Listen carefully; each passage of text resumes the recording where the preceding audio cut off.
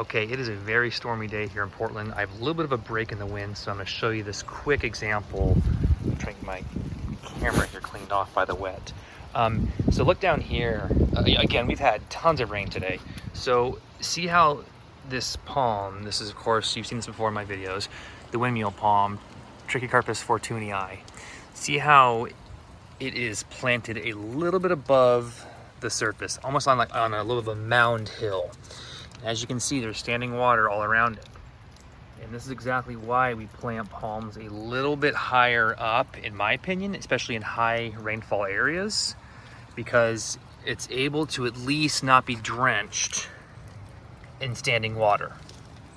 And it'll be able to prevent root rot, fungus, you name it. So despite it being very rainy today, this actually is looking pretty good given the circumstances. We have had a lot of rain in the Portland area. It is windy. So let's check the other palm.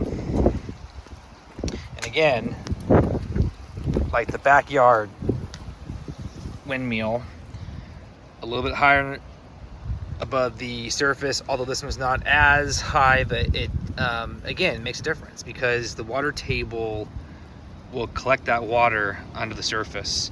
And when you get 7, 8, 9 inches of rain a month from November to January, like the Northwest. And lastly, here's this one. Again, sitting a little bit above, although you can't see in this picture, the shot, it is though.